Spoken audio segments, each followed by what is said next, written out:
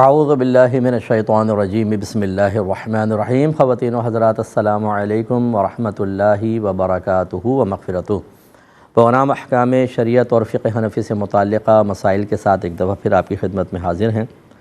ایک صاحب نے کویسچن کیا تھا، کچھ آفر کویسچن پہلے لیں گے، کہ ہمارے امام صاحب فقط مسائل بیان کرتے ہیں یا فرض علوم سکھاتے ہیں؟ ہم نے عرض کی کہ حضور کبھی کرامات بھی بیان کریں، شان سرکار صحابہ اہل بیت بیان کریں، اولیاء کرام کے بارے میں بیان کریں، تو انہوں نے فرمایا کہ جن کے وضو اور نماز ہی درست نہیں انہیں فضائل سناؤں؟ یہ سب تو یوٹیوب پر مل جائیں گے، مسائل اہم ہیں، کون صحیح ہے؟ دیکھیں امام صاحب جو ہیں بہت ہی پیاری بات کہہ رہے ہیں۔ اگر والد صاحب کینسر کے مرض میں مبتلا ہوں اور آپریشن کی ضرورت ہو اور بیٹا کہے کہ نہیں میں بادام پستے کی ٹھنڈائی بنا کے ابا کو پلاؤں تاکہ دماغ تیز ہو جائے، تو یقیناً یہ ریکوائرمنٹ کے بالکل خلاف چیز ہے، اگرچہ فائدہ مند ہے۔ تو امام صاحب جو بہت زیرک آدمی ہیں، سمجھدار ہیں، وہ چاہتے ہیں کہ لوگوں کو فرض مسائل سب سے پہلے پتہ چلیں، دیگر چیزیں بھی ہوں، تو یہ ایک اچھی سوچ ہے، اس کا کوئی انکار نہیں کر سکتا۔ لیکن اچھا ایک تربیت کرنے والا، ایک اچھا عالم، ایک اچھا مفتی ہوتا ہے، وہ ہوتا ہے کہ جو اپنے زمانے کے لوگوں کی نفسیات، ان کی طبیعتیں، ان کی عقول، ان کے مطالبات، ان کے جذبات و احساسات کو بھی اچھی طریقے سے سمجھتا ہو۔ ہمارے ہاں ایسا ماحول بن چکا ہے کہ اگر آپ صرف فضائل اور صرف آپ مسائل بیان کریں، لوگوں کی اصلاح کی بات کریں، تو یہ بہت جلد بیزاریت محسوس کرنا شروع کر دیتے ہیں اور چاہتے ہیں کوئی فضائل سنائے۔ تو اس لیے ان کی نفسیات کو بھی سمجھتے ہوئے اگر امام صاحب تھوڑا بہت اس چیز کو بھی شامل کر لیں، جیسے خاص کسی اللہ کے ولی کا عرس کا وقت آ گیا یا پیدائش کا ہے، یا صحابہ کرام اہل بیت اطہار کے متعلق کوئی خاص ایونٹ آ گیا ہے، تو جیسے اگر آدھا گھنٹہ اسپیچ کرتے ہیں تو 10 منٹس ان کے بارے میں کر لیں، تاکہ چلے لوگ اچھے، وہ بھی ان کی بھی تشنگی مٹ جائے، اور آخر میں یہ کر لیجئے۔ ہمیشہ اگر فضائل یا کرامات بیان کی جائیں، صرف فضائل بیان کیا جائیں، یقیناً یہ بالکل ٹھیک نہیں ہے، جبکہ لوگوں کو دیگر چیزوں کی ضرورت ہو۔ یہ تو بالکل خلاف حکمت چیز ہے، اور معذرت کے ساتھ میں یہ بات عرض کر رہا ہوں کہ امام غزالی رحمۃ اللہ علیہ ارشاد فرماتے ہیں کہ جس مقام پر ایسا عالم ہو جو لوگوں کو صرف فضائل سنائے، صرف جنت کے بارے میں ہی بتائے، جہنم اور مسائل وغیرہ نہ بتائے، اس جگہ شیطان کو آنے کی ضرورت نہیں ہے۔ آپ نے اتنا سخت جملہ فرمایا، وجہ اس کی یہ ہے کہ لوگ کرامات میں لگ جائیں گے، فضائل میں لگ جائیں گے، اعراس میں لگ جائیں گے، مستحبات کو سب کچھ سمجھنے لگ جائیں گے، اور فرائض، واجبات، سنن موقدہ ان کی طرف سے توجہ ہٹے گی۔ حرام، مکروہ، تحریمی، اطاعت جو مغز دین ہیں، جو اصل ہیں چیزیں کہ جن کو جانا جائے اور اس سے ہی آخرت بہتر بنتی ہے، اس سے توجہ ہٹے گی تو تباہی تو ہے ہی ہے۔ اس لیے امام صاحب تھوڑا سا اگر اعتدال پیدا کر لیں، اس وجہ سے کہ لوگوں کی نفسیات ہے تو زیادہ انسب ہے، لیکن امام صاحب جو کہہ رہے ہیں تو وہ بہت ٹھیک کہہ رہے ہیں، اور لوگوں کو سمجھنا چاہیے اور اپنی علمی کمی کو دور کرنے کی کوشش کرنی چاہیے۔ یہ کہتے ہیں کہ جمعے میں کہتے ہیں کہ تقریباً کسی نے یہ پوسٹ ایک بھیجی تھی، اس پہ کمنٹس کے بارے میں پوچھا ہے کہ جمعے میں تقریباً ہر مسجد میں سائنس اور یورپ کو گالیاں دی جاتی ہیں، اور تقریر اس پر ختم ہوتی ہے کہ سولر پینل لگوانے کے لیے چندہ دے دیں۔ تو کیا حکم شرع ہے؟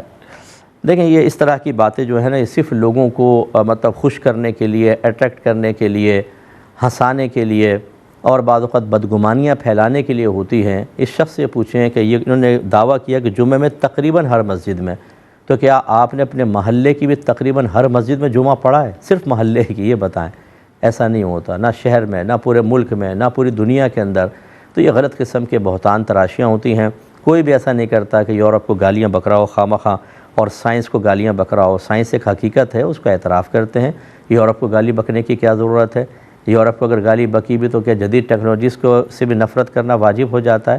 ایسا کچھ بھی نہیں ہے۔ یہ اس طرح کی جتنی بھی پوسٹیں آتی ہیں، میں اپنے ینگسٹرز سے گزارش کرتا ہوں، خدا را یہ ایک بہتان ہوتا ہے، الزام ہوتا ہے، آپ اس کی حقیقت کے بارے میں جانیں۔ اگر کوئی مجھے آ کر کہتا ہے نا کہ مفتی صاحب اکثر لوگ، بہت سارے لوگ ایسا کہہ رہے ہیں، میں کہتا ہوں آپ کے نزدیک بہت سارے لوگوں کا کیا مطلب ہے؟ مجھے تعداد بتائیں۔ پھر وہ کہتا ہے، میں نے کہا اچھا آپ کو کتنے لوگوں نے کہا؟ ایک یا دو۔ آپ اندازہ کریں کہ محلے میں ایک دو نے کہا اور کہہ رہا ہے اکثر لوگ ایسا کہہ رہے ہیں۔ اب سننے والے سمجھتا ہے کہ محلے میں اگر 100 افراد ہیں تو 98% تو یہ کہہ رہے ہیں، اونلی 2% یہ کہہ رہے ہیں۔ لیکن جب ہم نے سوال کیا تو پتہ چلا 2% کو اکثر کہہ رہا تھا۔ یہ لوگوں کی عادت ہوتی ہے، اور ہمارے نوجوان سمجھتے ہیں کہ شاید یہ مولوی حضرات سب ایسے کر رہے ہوں گے کیا ایک پوسٹ میں لکھی ہوئی کوئی غلط بات، بہتان، الزام کیا 100% درست ہوتا ہے؟ کہ یہی شخص اگر آپ کے والد کے بارے میں، والدہ کے بارے میں غلط بات لکھ دے تو کیا آپ بغیر تحقیق کے، بغیر غور و تفکر کیے، بغیر عقل استعمال کیے اس کے الزام کو اپنے پیرنٹس کے خلاف قبول کر لیں گے؟ نہیں، تو پھر اس میں کیوں کرتے ہیں؟ اس لیے ہوشیاری کے ساتھ اس قسم کی پوسٹوں کو ایوائڈ کر دیا کریں۔ ایک بہن نے کویسچن کیا تھا، چلیں پہلے میں کال لے لیتا ہوں، پھر انشاءاللہ جوابات کی طرف آئیں گے۔ السلام علیکم۔ السلام علیکم۔ شاید ڈراپ ہو گئی ہے۔ ایک بہن نے فرمایا، امریکہ میں ہوتی ہیں، یہ کہتی ہیں کہ ہمارے یہاں پر اگر کوئی گھر میں مریض ہوتا ہے تو اس کے اگر آپ ٹیک کیئر کریں گے تو آپ کو اس کے بینیفٹس ملتے ہیں۔ تو میری ساس ہیں جو 76 ایئرز کی ہیں، 76 سال ان کی عمر ہے، اگر میں گورنمنٹ سے ان کی ٹیک کیئر کی منی لیتی ہوں ایز اے بینیفٹس کے طور پر، وہ بیمار ہیں، اپنا کام خود نہیں کر سکتی ہیں، تو کیا میرے لیے شرعاً جائز ہے یا نہیں؟ دیکھیں، دو چیزیں ہیں۔ پہلی بات تو یہ کہ اگر آپ خدمت اللہ تبارک و تعالیٰ کی رضا کی خاطر کریں تو یقیناً آپ کو آخرت میں انعام ملے گا، یہ اخلاص بھی ہے، اور اپنی ماں کی طرح اگر خدمت کریں تو انشاءاللہ درجات کی بلندی کا ثواب ہے، آپ کے بہت سارے گناہوں کا کفارہ بھی ہے، کیونکہ جب آپ بغیر کسی غرض کی خدمت کرتے ہیں وہ اللہ کی خاطر کہلاتی ہے اور اس کا اجر و ثواب آخرت میں حاصل ہوتا ہے۔ لیکن کسی صحیح مصلحت کی بنا پر اگر آدمی کسی نیک کام کا بدلہ لیتا ہے اور کام اخلاص سے کر رہا ہے، تو اب یہ مشیت الہی پر موقوف ہے کہ اللہ تبارک و تعالیٰ آپ کو ثواب دے یا نہ دے، جبکہ آپ کی نیت اخلاص کے ساتھ ہے، لیکن آپ سوچتے ہیں کہ چلو کچھ بینیفٹ ملیں گے، میرا فائدہ بھی ہو جائے گا، آسانی ہو جائے گی، گورنمنٹ تو ویسے دینے کے لیے تیار ہے۔ ایسی صورت میں ہم مشیت الہی پر موقوف رکھیں گے، لیکن مطلب اس میں چانسز دونوں ہو سکتے ہیں۔ تیسری صورت یہ ہے کہ اگر بینیفٹ نہ ملتے تو آپ بالکل خدمت نہ کرتی، آپ نے کہا چلو بینیفٹ مل رہے ہیں، خدمت بھی کر لیں گے، بینیفٹ تو ملیں کم از کم۔ اس میں جب آپ بالکل خدمت کا تصور ہی نہیں ہے، صرف مال کی وجہ سے کریں، اس میں ثواب کا امید نہ رکھیں، کیونکہ آپ نے صرف ایک بدلے کے لیے لیا ہے۔ اب اپنی تینوں کیفیات کو دیکھ لیں، اس کے مطابق فیصلہ کر لیں۔ اگر آپ ہم سے مشورہ مانگیں تو ہم یہ کہیں گے کہ بالکل اخلاص کے ساتھ اپنی والدہ سمجھ کے خدمت کریں اور بینیفٹ چھوڑیں نہیں۔ اگر گورنمنٹ آپ کو دے ہی رہی ہے، کسی اور مطلب نرس وغیرہ کو رکھ کر اس کو بینیفٹ دلوانے سے بہتر یہ ہے کہ آپ خدمت کریں، بینیفٹس لیں اور اچھے کاموں کے اندر ان کو استعمال کریں، پرسنل یوز میں بھی آپ استعمال کر سکتے ہیں، یہ ہمارا مشورہ ہوگا۔ ایک کالر ہمارے ساتھ ہیں۔ السلام علیکم۔ جی وعلیکم السلام۔ جی بھائی میرے دو سوال ہیں۔ جی کیجئے۔ جی پہلا سوال تو میرا یہ ہے کہ بھائی 5-6 لوگوں کا گروپ مل کے، جیسے ہم سوچیں کہ 3-4 سال تک زکوٰۃ کے پیسے الگ سے جمع کر کے رکھیں، پھر کسی کو گھر لے دیں یا مکان بنا کر دے دیں، یا اس طرح سے، تو کیا ایسا کرنا صحیح ہے؟ اور دوسری بات یہ ہے کہ زکوٰۃ دیتے وقت عام طور پہ ہم اپنے ہاؤس میٹس یا گارڈ وغیرہ کو پریفر کرتے ہیں، تو بعد میں پتہ چلتا ہے کہ ان کی تو گاؤں میں زمینیں وغیرہ ہیں، تو ہم کس طرح سے ایویلویٹ کریں کہ زکوٰۃ ہمیں کس کو دینی چاہیے؟ یہ تھوڑا سا مجھے پلیز گائیڈ کیجیے گا۔ جی ایک اور کالر ہیں۔ السلام علیکم۔ جی وعلیکم السلام۔ مفتی صاحب کیسے ہیں آپ؟ جی اللہ کے بڑا کرم۔ مفتی صاحب میرے 2 کوشچن ہیں۔ ایک کوشچن یہ کہ نا ہم 3 دوستوں نے مل کر نا باہر کا ایک مسلم کسٹمر تھا، اس سے ہم نے کسی چیز کے عوض 250 پاؤنڈس ڈپازٹ لیا تھا، اور بعد میں ہم نے وہ چیز بھی نہیں دی اور وہ 250 پاؤنڈس بھی ہم نے آپس میں بانٹ لیے تھے۔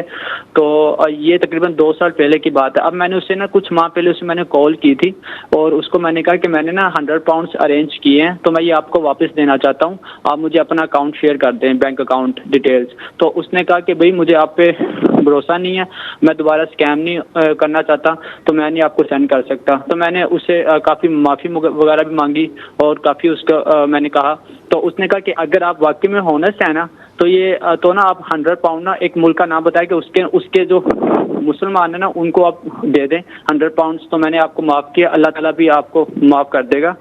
ایک مسلم کنٹری کے جو ٹھیک ہے میں سمجھ گیا، ٹھیک ہے اگلا آپ بولیں، اگلا کویشچن کر لیں۔ جی اور دوسرا مفتی صاحب میری آپ سے گزارش ہے، مجھے آپ نا کنٹرول روم سے کہہ کے اپنا نمبر دے دیں۔ چلیں آپ لے لیجئے گا وہاں سے، بالکل مل جائے گا آپ کو انشاءاللہ۔ ان کا لے لیتے ہیں۔ یہ کہتے ہیں کہ ہم 5-6 سہیلیاں یہ منصوبہ بنا رہے ہیں کہ چلیں ہم زکوٰۃ مل کر جمع کرتے رہیں، ادا نہ کریں، اور جب اتنا پیسہ جمع ہو جائے کہ ہم کسی کو کوئی گھر مکان وغیرہ لے کر دے سکیں تو اس کو دے دیں، کیا حکم شرع ہوگا؟ دیکھیں یہ بالکل شرعاً جائز نہیں ہے۔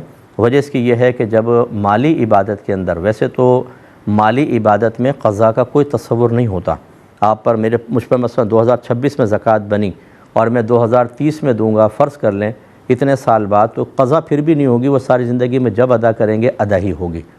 لیکن جب زکوٰۃ بن جائے اور مستحقین موجود ہوں تو ایک دن کی تاخیر کرنا بھی گناہ ہوتا ہے۔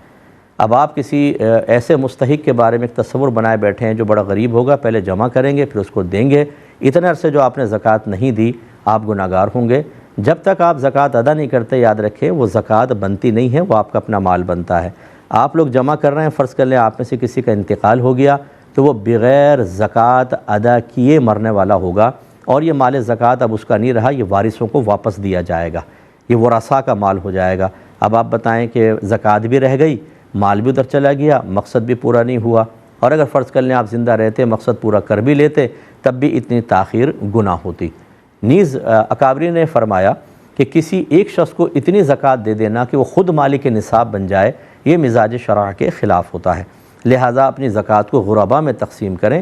اگر کوئی ادارے بن رہے ہیں دینی، وہ ایک الگ بات ہوتی ہے کہ آج کل لوگ نفلی فنڈ دیتے نہیں ہیں، تو دینی اداروں کے اندر وہ صحیح شرعی طور پہ استعمال کرنے کا طریقہ جانتے ہوں، وہاں پھر وہ تعمیر میں زکوٰۃ لگ سکتی ہے، ورنہ زکوٰۃ براہ راست تعمیر میں نہیں لگتی ہے، اس کے لیے شرعی ہیلہ کرنا ہوتا ہے، یا کوئی غریبوں کے راشن وغیرہ ڈالنا، رشتہ داروں کی مدد کرنا، یہ آپ کریں، یہ چیز نہ کریں۔ اور میں نے یہ بھی دیکھا ہے کہ جب آپ کسی کو مکان یا بنا کر دے دیتے ہیں تو کیا مطلب اس کی غربت دور ہو جاتی ہے، ساری پریشانی دور ہو جاتی ہے؟ ہم نے دیکھا اس کے بعد بھی ہاتھ پھیلاتے رہتے ہیں۔ اور بعض لوگوں کو یہ بھی دیکھا ہے کہ آپ نے مکان بنا کر دیا زکوٰۃ کا، مکان بیچا اور اس پیسے کو کھا پی کے پھر دوبارہ لائن کے اندر لگے ہوئے ہیں۔ تو یہ کسی غریب کی غربت کے ختم کرنے کا کوئی مؤثر حل نہیں ہے، حتمی حل نہیں ہے کہ آپ یہ سوچیں کہ ایک دفعہ مکان بنا دیا تو انشاءاللہ اس کے بہت سارے مسائل حل ہو جائیں گے۔ کتنے لوگوں کو زکوٰۃ کے رخصے دلوائے، بیچ کے کھا کے ہیروئن پی گئے۔ تو اس لیے اس طرح نہ کریں، آپ جو مزاج شرع ہے وہی کریں کہ ہر سال آپ زکوٰۃ نکالیں، جو غریب اس وقت موجود ہیں ان کے اندر تقسیم کریں، بعد کا انتظار نہ کیجیے۔ ایک مختصر سا بریک لیں گے، ہمیں یقین ہے آپ ہمارے ساتھ ہی رہیں گے۔ بسم اللہ الرحمن الرحیم۔ پہلے کچھ کالز لیتے ہیں۔ السلام علیکم۔ شاید لائن ڈراپ ہو گئی ہے۔ یہ بہن نے پوچھا تھا کہ بعض اوقات ہم اپنے گھر میں کام کرنے والوں کو غریب سمجھ کے زکوٰۃ دے دیتے ہیں، میڈ ہوتی ہیں، گارڈز وغیرہ ہوتے ہیں، لیکن بعد میں پتہ چلتا ہے کہ ان کی تو گاؤں کے اندر زمینیں ہیں، تو ہم کیسے اندازہ کریں کہ کوئی شخص واقعی مستحق زکوٰۃ ہے یا نہیں ہے؟ دیکھیں، دو چیزیں ہوتی ہیں۔ ہماری شریعت نے از خود بھی عمل کرنے کا حکم دیا اور کبھی کسی پہ ٹرسٹ کرنے کا حکم دیا ہے۔ آپ خود کرنا چاہتی ہیں تو اس میں حکم شرع یہ ہوتا ہے کہ آپ یا تو کسی کی ظاہری حالات آپ نے دیکھی اور انویسٹیگیشن کچھ بھی نہیں کی، اس وجہ سے کہ شاید اس کی عزت نفس مجروح ہوگی، یہ ہرٹ ہوگا، اس کی ایگو ہرٹ ہوگی، تو آپ نے دل میں اس کو کہتے ہیں تحری کرنا، غور و تفکر کی اچھی طریقے سے۔ غریب ہوگا، کچھ رہن سہن بھی آپ دیکھتے رہے، کوئی اتنا بیچارہ کھاتا پیتا نہیں ہے، اور آپ نے اس کو غریب سمجھ کے زکوٰۃ دے دی، بعد میں پتہ چلا کہ اس کی زمینیں وغیرہ ہیں، آپ کی زکوٰۃ ادا ہو جائے گی۔ لیکن اگر آپ نے اس طرح ذہن میں سوچا بھی نہیں تھا، بس بغیر سوچے سمجھے اس کو دے دی اور بعد میں زمینیں نکل آئیں، تو یہ زکوٰۃ ادا نہیں ہوگی، کیونکہ جب کوئی ظاہری طور پر علامت موجود نہ ہو تو دل سے غور و تفکر کرنا یعنی تحری، یہ شرعی ایک دلیل ہوتی ہے۔ دلیل کے اوپر عمل کی بنیاد رکھیں گے تو زکوٰۃ ادا ہو جائے گی، اور آپ نے تحری ہی نہیں کی تو ایک دلیل کے اوپر عمل کی بنیاد نہیں ہے، یہ عمل آپ کا ضائع جائے گا، دوبارہ زکوٰۃ دینی ہوگی۔ دوسری چیز ہوتی ہے کہ آپ انویسٹیگیشن کریں تو کوئی برا نہیں مانے گا، تو آپ نے کراس کویسچننگ کر لی اور اس سے اندازہ ہوا کہ وہاں بھی کچھ نہیں، یہاں بھی کچھ نہیں، اب آپ دے سکتی ہیں۔ اور اگر اندازہ ہوا کہ وہاں بہت کچھ ہے، یہاں غریب ہیں، تو پھر آپ زکوٰۃ نہیں دے سکتے، کیونکہ مالی لحاظ سے مستحکم ہے۔ تیسری صورت ہوتی ہے کسی اور پہ ٹرسٹ کرنا۔ یہ ہماری شریعت نے اجازت دی ہے کہ آپ زکوٰۃ کا کسی کو وکیل بنا دیں۔ آپ یہ سمجھتی ہیں کہ میں خود نہیں کر سکتی ہوں، غلط جگہ دے دوں گی، اگر کوئی ایسا ٹرسٹیبل پرسن ہے، کوئی آرگنائزیشن ہے، کوئی ویلفیئر ادارے ہوتے ہیں، اگر آپ کو ایسی امید ہے کہ وہ بالکل صحیح جگہ پر زکوٰۃ کو ادا کریں گے تو آپ ان پہ ٹرسٹ کر سکتے ہیں۔ لیکن میں اکثر اپنے بہن بھائیوں سے کہتا ہوں، بعض کہتے ہیں ہم اپنے یہاں بھیج دیتے ہیں پاکستان میں، والدہ دے دیتی ہیں، میرے بھائی دے دیتے ہیں، چچا دے دیتے ہیں۔ سب سے پہلے یہ بھی آپ تحقیق کر لیں کہ کیا بھائی، چچا یا والدہ وکیل بننے کی صلاحیت رکھتے ہیں کہ نہیں رکھتے، کیونکہ اگر وہ فرض کر لیں ان کو مسئلہ ہی معلوم نہیں ہے کہ کس طریقے سے ہمیں زکوٰۃ دینی ہے، کس کو دینی ہے، کس کو نہیں، اور وہ غلط جگہ زکوٰۃ دے دیں گے، آپ کی زکوٰۃ ادا نہیں ہوگی، اور یہ کہہ کر آپ بری ذمہ نہیں ہو سکتے کہ ہم نے تو والدہ کو دے دی تھی، یہ والدہ کا قصور ہے۔ قصور آپ کا یہ ہے کہ آپ نے پہلے والدہ کو کیوں نہیں جانچا کہ وہ زکوٰۃ صحیح ادا کرنے کی صلاحیت بھی رکھتی ہیں کہ نہیں رکھتی۔ دوسری بات یہ ہے کہ ہمارے ہاں اکثر ایسی ہوتا ہے کہ ہماری باطنی کیفیات ہم پر غالب آتی ہیں اور ہمارا عمل اسی کے تابع ہو جاتا ہے، شریعت کے نہیں۔ جس نے والدہ کے ہاتھ چوم لیے، جس نے والدہ کی تعریف کر دی اس کو دے دی۔ ایک بہت ہی غریب عورت ہے لیکن وہ اتنا وہ مسکے وغیرہ نہیں لگاتی، اس کو محروم کر دیا، اور جس کو دیا ہے وہ پہلے 10 جگہوں سے اور بھی لے رہی ہے، والدہ بھی جانتی ہیں۔ یوں بعض اوقات ہوتا ہے کہ ہماری کیفیات ہم پر غالب آ جاتی ہیں اور ہم غلط لوگوں کو زکوٰۃ دیتے رہتے ہیں، اور وہ اپنے آرام و عیش کر رہے ہوتے ہیں، اور یہاں جو بیچارہ جو دے رہا اس کی زکوٰۃ ادا نہیں ہوتی۔ اس لیے جس کو آپ انتخاب کریں وہ بھی انتہائی قابل اعتماد صاحب علم ہونا چاہیے، صاحب تقوی ہونا چاہیے، اسے کم از کم زکوٰۃ کی ادائیگی کے صحیح مسائل معلوم ہونے چاہیے، تب اپنی اس مالی عبادت کی بنیاد رکھیں۔ آپ اگر 2 کروڑ روپے انویسٹ کرتے ہیں، کبھی بھی والدہ کے ہاتھ میں نہیں دیں گے کہ امی کہیں پہ بھی انویسٹ کر دیں، کیونکہ والدہ کو اس کے بارے میں معلوم نہیں۔ لیکن زکوٰۃ اور فطرے کے بارے میں آپ کو پتہ ہے کہ والدہ کو سب معلوم ہے، کیونکہ وہ شروع سے ہی زکوٰۃ اور فطرے کے سارے مسائل علماء سے سیکھتی رہی ہیں۔ اگر آپ کہیں گے نہیں سیکھے تو نہیں ہے، تو پھر کیوں ٹرسٹ کیا؟ پھر آپ نے 2 کروڑ میں تو نہیں کر رہے، لیکن زکوٰۃ میں آپ بالکل کر رہے ہیں، اور سال ہر سال سے کر رہے ہیں۔ اس لیے میں یہ نہیں کہہ رہا ہوں کہ جو والدہ ادا کر رہی ہیں، جو بھائی ادا کر رہے ہیں وہ غلطی کر رہے ہیں، لیکن میں نے بہت میرا قریبی مشاہدہ ہے، کہتے ہیں ہم گاؤں میں بھیج دیتے ہیں زکوٰۃ، ہمارے چاچا دے دیتے ہیں۔ چاچا ایسے لوگوں کو دے رہے ہیں جو مستحق ہی نہیں ہوتے بیچارے، جن سے کام نکلوانا، چاچا پھر دے کے 10 کام نکلوا رہے ہوتے ہیں اپنے ان جن کو زکوٰۃ دے رہے ہیں ان سے۔ گھر میں آ کے برتن بھی مانج دو، گائے کو چارہ بھی ڈال دو، ذرا یہ بھی لا دو وہ بھی لا دو، یعنی اسی زکوٰۃ کے بدلے میں وہ بہت سارے بینیفٹس بھی حاصل کر رہے ہوتے ہیں۔ زکوٰۃ آپ کی ہے اور چودھری یہ بنے ہوئے ہیں۔ اب یہاں پہ زکوٰۃ ادا کرنے کے بعد اتنے سارے بینیفٹس لینا، ایسے شخص کو نہیں دینی چاہیے تھی زکوٰۃ، چاہے وہ آپ کے سگے چچا کیوں نہ ہو۔ اس پہ ذرا اچھی طرح توجہ کر لیجئے۔ ایک کالر ہمارے ساتھ ہیں، السلام علیکم۔ وعلیکم السلام جی مفتی بھائی، صاحب۔ جی مفتی صاحب، میرا سوال یہ ہے کہ خاندان کی ایسی شادی میں شرکت کا حکم جس میں ناچ گانے، مخلوط ماحول، بے حیائی، بے پردگی ہو۔ ٹھیک ہے، اور میں بتاتا ہوں بیٹا۔ ایک اور کالر ہیں، السلام علیکم۔ جی وعلیکم السلام۔ جی اچھا، ہم لوگ حج کرنے گئے تھے تو ہمارا جو ایجنٹ تھا وہ ہمیں مسجد جرانہ لے گیا تھا نا، ٹھیک ہے، تو وہاں سے ہم نے عمرہ نہیں، وہاں سے کیا ہوا؟ عمرہ نہیں کیا؟ چلے میں بتاتا ہوں جو سمجھ میں آیا۔ یہ بھائی نے بچے نے کہا کہ ہم 3 دوستوں نے اسکیم کیا اور کسی مسلمان کسٹمرز کو دھوکے سے 250 پاؤنڈز اس سے لے لیے، چیز بھی اس کو نہیں دی اور آپس میں بانٹ لیا۔ پھر ندامت ہوئی ہوگی، انہوں نے کہا میں 100 پاؤنڈ آپ کو واپس کرنا چاہتا ہوں، کانٹیکٹ کیا، لیکن اس کو پھر خوف ہوا کہ شاید کوئی اور چال چل رہا ہوگا۔ اس نے کہا بھائی میں اسکیم میں نہیں آتا۔ اس نے معافی وغیرہ مانگی، اس نے کہا اچھا اگر واقعی تمہیں خوف ہے تو فلاں کنٹری کے اندر یہ پیسہ وہاں دے دینا، میں تمہیں معاف کر دوں گا۔ کیا حکم شرع ہے؟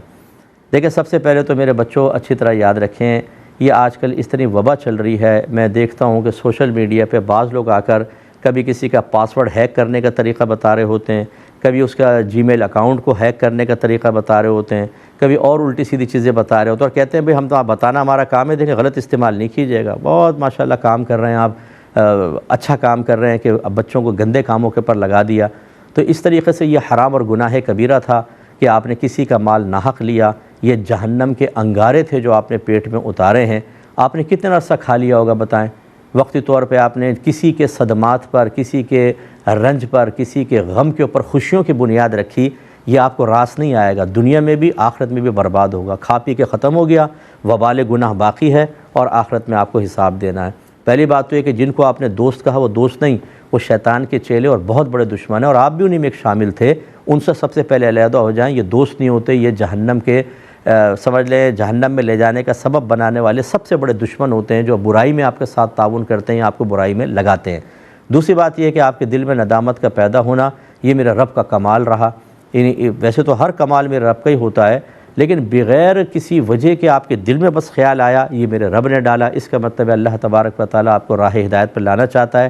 اس اشارے کو سمجھیے، اب آئندہ ان کے ساتھ نہ رہیں، اللہ کی بارگاہ میں توبہ کریں۔ آپ نے اس سے معافی مانگی، اس نے گھبرا کے کہا کہیں صدقہ کر دینا، جہاں پر آپ اس نے کہا اگر بھیج سکے ٹھیک، ورنہ جتنا پیسہ آپ کے حصے کا بنتا ہے 250 میں سے اندازہ کر لیں، وہ سارا اس نامعلوم مالک کی طرف سے صدقہ کر دیجئے، کہیں پر بھی کر دیجئے، انشاءاللہ عز و جل آپ بری ذمہ ہوں گے۔ اللہ تعالیٰ کی بارگاہ میں توبہ کریں اور آئندہ اس قسم کی کسی گندی چیز کی طرف نہ آئیں۔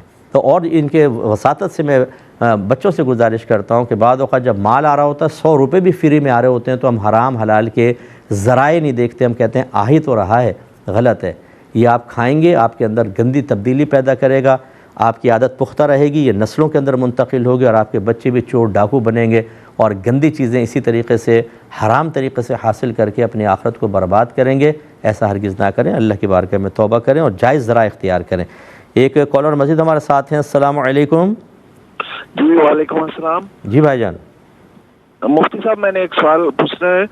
ہم لوگ حج پہ گئے تھے اور مسجد جرانہ میں ایجنٹ لے گیا تھا نا، ٹھیک ہے، وہاں سے کچھ لوگوں نے احرام باندھ کے عمرہ کر لیا تھا، اچھا، تو ہم نے وہاں پہ عمرہ ادا نہیں کیا، ٹھیک ہے، تو پھر پاکستان ہم واپس آ گئے، تو کیا ہمیں وہ دوبارہ عمرہ کرنا پڑے گا؟ قضا ہے ہم پہ چلیں عمرہ کیا؟ بتاتا ہوں انشاءاللہ۔ ایک اور کالر ہیں۔ السلام علیکم۔ وعلیکم السلام۔ جی بہن۔ جی مفتی صاحب، میں نے پوچھنا ہے کہ میرے شوہر نے مجھے 2 طلاقیں دی، جی، ایک نوٹس بھیجا 1 مہینے اور دوسرا مجھے اگلے مہینے بھیجا، جی، اور 3 حیض گزر گئے، مطلب میری عدت جو ہے وہ ختم ہو گئی۔ عدت ختم ہونے کے 1 ماہ بعد انہوں نے مجھے تیسرا نوٹس بھی بھیج دیا۔ ٹھیک ہے، تو کیا وہ تیسرا نوٹس جو عدت ختم ہونے کے بعد مجھے موصول ہوا ہے، کیا اس کی کوئی شرعی حیثیت ہے؟ ٹھیک ہے، بتاتا ہوں۔ ٹھیک ہے جی۔ اور ایک سوال اور ہے کہ جب نوٹس کوئی بھیجا جاتا ہے طلاق کا، اس کے اوپر لکھا ہوتا ہے کہ طلاق دے کر اپنی زوجیت سے الگ کرتا ہوں، تو اس سے کیا ایک ہی طلاق مراد ہے یا اس سے 2 طلاق ہو جاتی ہے؟ کیونکہ جب نیت ایک ہی ہے، ان کی ایک ہی نیت تھی۔ ٹھیک ہے، میں بتاتا ہوں آپ کو انشاءاللہ۔ میں عرض کرتا ہوں، یہ کویسچن کیا تھا کہ خاندان کے اندر بعض اوقات ہم جاتے ہیں، مختلف شادیوں میں مکس گیدرنگ ہوتی ہے، مخلوط جس کو کہہ رہے ہیں کہ ماحول ہوتا ہے، بے حیا ہوتی ہے، گانے باجے ہوتے ہیں، تو ہم جائیں یا نہ جائیں؟ دیکھیں، اگر آپ ہمت رکھتے ہیں اور ایسی شادیوں میں شرکت کو ایوائڈ کر سکتے ہیں، کوئی فتنہ فساد نہیں ہوگا، آپ کو آگے مسائل کا سامنا نہیں ہوگا، تو ایسی شادی میں شرکت کرنا بالکل منع ہوتا ہے۔ ہاں، اگر آپ اتنی پاور رکھتے ہیں کہ آپ یہ کہہ سکیں کہ اگر مجھے بلانا ہے، یہ خرافات وہاں پر نہیں ہوں گی، وہ راضی ہو جائیں، پھر جانا چاہیے، بلکہ ایسی چیزوں کو روکنا چاہیے۔ دوسرا یہ ہوتا ہے کہ بسا اوقات آپ کے اندر اتنی طاقت نہیں ہوتی کہ آپ روک سکیں، اور نہ جانے میں بھی مسائل ہوتے ہیں، جیسے سگی بہن کے سسرال کے اندر ہو رہا ہے، آپ کو انوائٹ کیا گیا، اگر آپ نہیں جاتے وہاں پر تو بہن کو طعنہ زنی ملے گی، اور دیگر مسائل ہوتے ہیں۔ بعض اوقات کوئی نقصان کا سبب بن جاتا ہے، جیسے باس وغیرہ نے بلایا، وہاں نہیں گئے تو پھر وہ ناراض ہو گیا اور مسائل ہو گئے۔ ایسی صورت میں بامر مجبوری عوام کے لیے گنجائش ہوتی ہے کہ وہ شرکت کر کے حتی الامکان اپنے آپ کو علیحدہ رکھے، مثلا فیملی کو نہ لے کے جائیں، خود شرکت کر لیں۔ گانے باجے چل رہے ہیں تو آپ تھوڑا سا باہر کہیں نکل جائیں، ادھر ادھر کھانے کے ٹائم پر آ کے کھانا کھائیں اور بس اپنے نکل جائیں، کہ چہرہ بھی دکھا دیا آپ نے اور تمام ایکٹیویٹیز میں شریک بھی نہیں ہوئے۔ اس طریقے سے کر سکتے ہیں جبکہ فتنے کا اندیشہ ہو، ورنہ ایسا نہیں کرنا چاہیے۔ اور جو کر رہے ہیں، میں ان سب سے گزارش کرتا ہوں کہ اپنی خوشیوں کو تابع شریعت کریں گے، اللہ برکت دے گا۔ اور اگر آپ یہ نظریہ رکھتے ہیں کہ خوشی کے موقع پر اللہ تبارک و تعالیٰ، اس کے رسول، قرآن، اسلام کے احکام کو تباہ و برباد کرنا، ڈسٹرائے کرنا ہمارے لیے شرعاً جائز ہو جاتا ہے، شاید یہ شرعاً نہیں، یا اخلاقاً یا عرفاً قانوناً جائز ہو جاتا ہے، ایسا بالکل بھی نہیں ہے، ان کا وبال ہوتا ہے۔ دنیا میں بھی بعض اوقات ہو جاتا ہے کہ بہت ہی بے برکتی پیدا ہوتی ہے، اور بعض اوقات تو شادیاں تک ناکام ہو جاتی ہیں، اور کبھی ایسا ہوتا ہے کہ، اور ایسا تو ہے ہی ہے کہ آخرت میں ڈے آف ججمنٹ میں اس کے بارے میں کویسچن ہوگا۔ یہ بڑوں سے میری گزارش ہے کہ آپ جو رسومات قائم کر کے جا رہے ہیں، آپ کی نسلیں اسی کو کریں گی۔ اگر آپ ایک غلط کام کی بنیاد رکھتے ہیں، آپ ہماری بات نہیں مانتے، آپ کہتے ہیں پرانے ذہن کے لوگ ہیں، جی اب تو ماڈرن ہو گیا زمانہ، فلاں ہو گیا ہے، ہمارا کام سمجھانا ہے، آپ سے بحث کرنا نہیں ہے۔ اللہ رسول کے احکامات کے مقابلے میں آپ کتنی ہی سمجھداری کا مظاہرہ کریں، میدان محشر کے اندر آپ ایک لفظ نہیں بول سکیں گے۔ ہوگا کیا کہ آپ یہ کر کے چلے جائیں گے، آپ کی نسلیں انہی چیزوں کو آگے لے کے جائیں گی۔ صرف آپ کا عمل ہی گناہ نہیں، بلکہ یہ گناہ جاریہ ہو گیا، جب تک چلتا رہے گا گناہ جاریہ۔ آپ کی قبر کے اندر اللہ نہ کرے، خدا نہ کرے، اگر اللہ ناراض ہوا تو ہر ان کا برا عمل عذاب قبر بن کے مسلط ہو گیا۔ اس وقت آپ کہیں گے مفتی صاحب کی بات بہت زبردست تھی، کاش میں مان لیتا، کاش میں مان لیتی۔ لیکن ابھی آپ کو ہماری بات اس لیے بری لگتی ہے کہ ہم ایسا لگتا ہے کہ جی مذہب جو ہے ہماری خوشیوں کے راہ میں رکاوٹ بن رہا ہے۔ مذہب خوشی کے راہ میں رکاوٹ نہیں بنتا، وہ حرام ناجائز خواہش کی تکمیل کی راہ میں رکاوٹ بنتا ہے۔ آپ جائز طریقے سے خوشی کا اظہار کریں، بالکل منع نہیں ہے، بہنیں اچھے کپڑے پہنیں، میک اپ کریں، لیکن پارٹیشن ہونا چاہیے، اس میں کوئی مرد نہ آئے۔ آپ افورڈ کر سکتے ہیں تو فیمیل ویٹرز رکھیں وہاں پر۔ اگر آپ نے ویڈیوز وغیرہ بنانی ہے تو فیمیل ویڈیو میکر کو بلائیں تھوڑا سا پیسہ زیادہ لگتا ہے، کوئی مسئلہ نہیں، اتنا ویسے بھی خرچ ہو رہا ہے، مرد داخل نہیں ہوگا وہاں پر، اور کر سکتے ہیں افورڈ، جن کے پاس پیسے ہیں وہ سب کر سکتے ہیں، اور اس طریقے سے آپ خوشی منائیں، آپ رسومات کریں جس میں کوئی ناجائز چیز نہ ہو، شریعت آپ کو منع نہیں کرتی ہے، لیکن ہم نے اصل میں ایک علم بغاوت اٹھا لیا ہے، اور ہم یہ کہتے ہیں کہ ہر مقام پر ہم مذہب کے خلاف ہی چلیں گے۔ کون اتنے ذہن میں ٹینشن پالے کہ یہ کرنا ہے، وہ نہیں کرنا، وہ نہیں کرنا، بھائی خوشی کے موقع پر اب یہ سوچنا ہے، یہ کرو، یہ نہ کرو، وہ کرو۔ دیکھیں آپ ہر جگہ سوچتے ہیں، آپ ہاسپٹل جاتے ہیں سوچتے ہیں کیا کرنا ہے کیا نہیں کرنا، یونیورسٹی جاتے ہیں سوچتے ہیں، ایئرپورٹ پہ سوچتے ہیں، باہر کے ملکوں میں سوچتے ہیں، دنیا کے ہر شعبے میں ہر مقام پر جاتے ہوئے وہاں کے لاز، وہاں کے رولز ریگولیشنز کو فالو کرنے کے لیے آپ معلومات حاصل کرتے ہیں، اپنے آپ کو ٹینشن میں ڈالتے ہیں۔ ایک دین ہی ایسا رہ گیا ہے کہ تھوڑا سا اس کے بارے میں سوچیں یا پابندیاں اختیار کریں تو طبیعت خراب ہو جاتی ہے، بھئی خوشیاں ہماری پھیکی سی پڑنے لگ گئی ہیں، بھئی تم نے مزہ خراب کر دیا ہے، باقی جگہ مزے قائم ہیں، یہیں پہ مزہ خراب ہے۔ جس کو شریعت پر چلنے کا مزہ حاصل ہو جائے اور اس کے انعامات کا جو آخرت میں ملیں گے ابھی سے کامل یقین حاصل ہو جائے، اس کے لیے تو یہ پھول کی طرح ہیں۔ اس لیے ہمت کیجئے اور اپنی نسلوں کے لیے اچھی روش قائم کر کے جائیے۔ ایک مختصر سا مزید بریک ہوگا، ہمیں یقین ہے آپ ہمارے ساتھ ہی رہیں گے۔ بسم اللہ الرحمن الرحیم۔ بھائی نے پوچھا کہ ہم حج پر گئے تو ایجنٹ ہمیں جعرانہ کے مقام پر لے گیا، اور وہاں سے جب ہم واپس ہوئے کچھ لوگوں نے عمرہ کیا، کچھ نے نہیں کیا، کیا حکم شرع ہوگا؟ دیکھیں یہ میقات سے چونکہ باہر ہے، جب آپ دوبارہ میقات میں داخل ہوں گے کم از کم آپ پہ عمرہ کرنا واجب تھا، لہذا جن لوگوں نے ایسا نہیں کیا ان کو دم دینا ہوگا۔ ابھی قضا وغیرہ نہیں ہے، بس دم دیں گے تو آپ بری ذمہ ہو جائیں گے۔ ہاں اگر احرام پہن لیتے اور کسی وجہ سے ادا نہ کر پاتے پھر الگ بات تھی، لیکن جب آپ نے میقات کراس کی ہے بغیر احرام کے تو آپ پہ دم لازم ہو گیا ہے۔ ایک بکرا یا دمبا کبھی بھی زندگی میں خود یا کسی کے ہاتھ حدود حرم میں اگر آپ ذبح کروا دیں تو آپ بری ذمہ ہو جائیں گے۔ بہن نے فرمایا کہ میرے شوہر نے مجھے 2 مہینے میں یعنی 2 نوٹسز میں 2 طلاقیں دیں، اس کے بعد 3 حیض گزر گئے تو پھر تیسرا نوٹس مجھے بھیجا، کیا وہ یہ والی طلاق ویلڈ ہوگی یا نہیں ہوگی؟ دیکھیں اصل میں نوٹس ریسیو ہونے پر طلاق کے واقع ہونے کا دار و مدار نہیں ہوتا، بلکہ شوہر کے طلاق دینے پر ہوتا ہے۔ لہٰذا جب یہ لکھوانے کا معاملہ ہوتا ہے نا، اگر شوہر نے جا کر کسی سے کہا میری بیوی کو طلاق لکھ دے، اسی وقت طلاق واقع ہو جائے گی، فوراً طلاق۔ پھر وہ لکھے گا وہ الگ بات ہے، پھر وہ بھیجیں گے لکھ کے ان کو دے گا، پھر یہ کوریئر کے ذریعے آپ کو بھیجیں گے، پھر آپ کو ریسیو ہوگی، وہ ایک الگ پروسیس ہے۔ جیسے ہی اس نے یہ کہا طلاق واقع ہو گئی، اس لیے یہ تصدیق ضروری ہے کہ جب اس نے اس طرح پہلا نوٹس بھیجا اس میں کب طلاق دی تھی، اس کے بعد عدت سٹارٹ تھی، چاہے آپ کو پتہ نہیں تھا، آپ کو تو نوٹس کے بعد ہی پتہ چلے آپ نے عدت سٹارٹ کر لی۔ اس کے بعد پھر سیکنڈ اس نے کب لکھوایا، ہو سکتا ہے کہ فوراً کچھ عرصے بعد لکھوایا وہ بھیجا بہت بعد میں ہو، تو دوران عدت یہ دوسری طلاق لاحق ہو جائے گی۔ پھر اس نے تیسرا ہو سکتا ہے لکھوا کے رکھا ہو کہ بعد میں بھیج دوں گا، تو یہ اگر دوسری طلاق کی عدت چل رہی تھی، یہ جیسی طلاق لکھوائی یا لکھ کے رکھ لی یہ بھی اس کو لاحق ہو گئی، تیسری بھی واقع ہو جائے گی۔ تو یہ کہنا ابھی بہت دشوار ہے کہ تیسرا نوٹس عدت گزرنے کے بعد چونکہ ملا تو کیا یہ پہلے والی کو لاحق ہوگی یا اس کے ساتھ ملے گی کہ نہیں ملے گی، یہ موقوف ہے شوہر کے تصدیق کرنے پر، اس سے حلفیہ بیان لیا جائے تو انشاءاللہ اس کے بعد مسئلہ کلیئر ہوگا۔ اور انہوں نے کہا کہ انہوں نے اس طرح لکھا ہے کہ زوجیت سے الگ کرتا ہوں، یہ کتنی طلاقیں ہوتی ہیں؟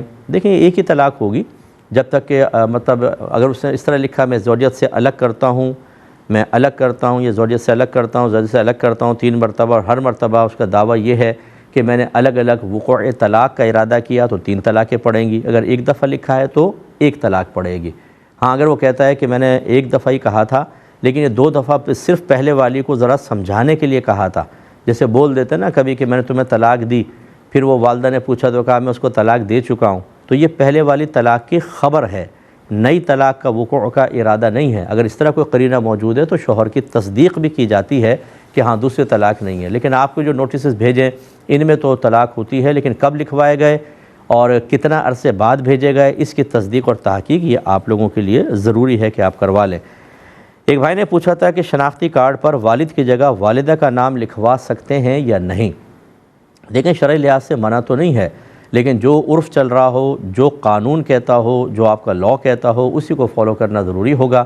تو والد صاحب کا نام ہی لکھا ہوتا ہے وہی لکھوانا چاہیے۔ والدہ کا نام لکھوانے میں ایک بدگمانی کا پہلو ہو سکتا ہے کہ ابا کا نام کیوں چھپا رہا ہے، تو اس لیے غلط چیز ہوتی ہے۔ آپ اپنے والد کا نام ہی لکھوائیں جو معاشرے میں چل رہا ہے اس کے مطابق۔ ان بھائی نے کرنے کے بعد پھر مجھے کہا تھا کہ کیوں یہ منع کیوں ہے اس طریقے سے، تو یہ ہم سے بحث نہ کیا کریں کوئی بھی، ہم آپ کو جواب دے دیتے ہیں، جواب دینے کے ہی مکلف ہیں۔ اگر آپ بحث کرنا چاہتے ہیں تو پہلے یا تو علم سیکھ کر آئیں، پھر ٹھیک ہے بیٹھ کے ڈیبیٹ کرتے ہیں، اور اگر آپ کہتے ہیں نہیں ہم بحث نہیں کرنا چاہتے، ہم تشفی کرنا چاہتے ہیں، تو پھر یہ اس کا طریقہ کار نہیں ہے۔ پھر آپ باقاعدہ پہلے بیسکس سیکھیے تاکہ آپ اس بات کو سمجھ سکیں۔ یہ بالکل بعض اوقات ایسا ہوتا ہے کہ جیسے ایک 5ویں کا بچہ میٹرک کی بک لا کر کہے کہ یہ مجھے سمجھائیں کیا ہے، اور آپ کہیں بیٹا تھوڑا مشکل ہے، وہ کہے کہ نہیں مجھے تو سمجھنا ہے، سمجھائیے۔ اب اس کو سمجھانا بہت مشکل ہے، جب تک کہ 5th سے لے کر میٹرک تک کی تعلیم بیچ کی جو نکل گئی ہے اس کو نہیں سمجھائیں گے، اگلا مسئلہ سمجھ میں نہیں آ سکتا۔ اس لیے خدا را آپ بحث نہ کیا کریں۔ انہوں نے کہا کہ بعض اوقات دوست جو ہوتے ہیں آپس میں ایک دوسرے کو کہتے ہیں تم میری بیوی ہو، اس طرح لڑکیاں آپس میں کہتی ہیں تم میری بیوی ہو یا تم میرے شوہر ہو۔ اچھا کیوں کہتے ہیں؟ کہتے ہیں یہاں صرف محبت کا اظہار مقصود ہوتا ہے اور کچھ بھی نہیں ہوتا، حکم شرع کیا ہے؟ اب یہ دیکھیے شیطان کس کس طریقے سے کام کروا رہا ہے۔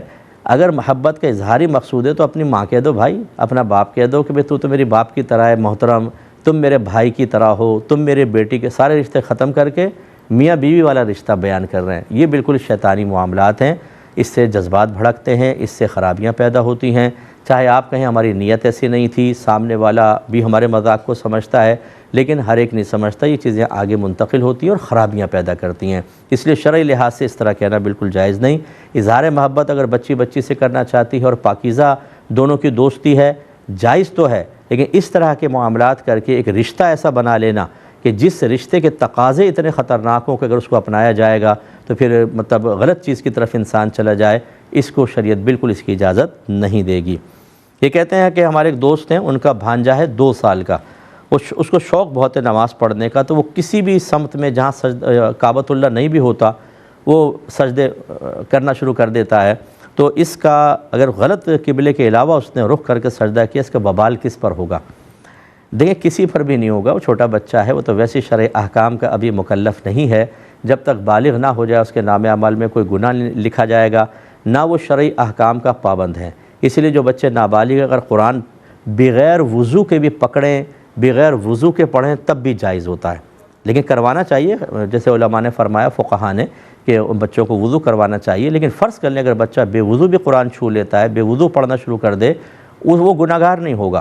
تو ابھی تو یہ بچہ نماز پڑھ بھی نہیں رہا، وہ تو اس کی ایک نقل اختیار کر رہا ہے شوق میں، 2 سال کا بچہ ہے، کسی بھی رخ پہ سجدہ کرے کوئی مسئلہ نہیں ہے۔ ویسے چونکہ نیت کا اہل نہیں ہے، حقیقتاً اس کا سجدہ بھی نہیں ہے، لیکن بہرحال اگر کر رہا ہے اچھی بات ہے، چلو بچوں شوق پورا کر رہے ہیں، کسی پر وبال نہیں، بالکل بے فکر رہیے۔ یہ کہتی ہیں خاتونیں بہت چھوٹے چھوٹے بچوں کو وہ قرآن پڑھاتی ہیں، وہ کہتی ہیں کاف، بچہ کہتا ہے تاف، تے سے بول دیتے ہیں، اور دوسرے حروف کو بھی باوجود وہ بار بار تصحیح کرتی ہیں، لیکن بچے غلطی ادا کر رہے ہوتے ہیں۔ ایسے بچوں کو قرآن پڑھانا درست ہے یا نہیں ہے؟ دیکھیں ہم جو مزاج شرع کو سمجھتے ہیں اس کے اعتبار سے میں آپ کو جواب دے رہا ہوں کہ بالکل درست نہیں ہے۔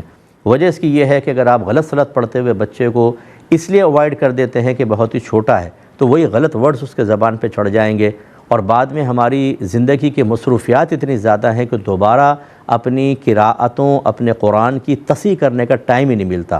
بعض اوقات ایگو ہرٹ ہوتی ہے اور بعض اوقات شرم و حیا اتنی غالب آتی ہے کہ پھر ہم کسی کے سامنے بیٹھنا پسند نہیں کرتے، اور ایک بچپن کی غلطی آخر تک چلتی رہتی ہے۔ قرآن غلط پڑھتے ہیں، نمازیں غلط پڑھتے ہیں، وبال پیدا ہوتا ہے۔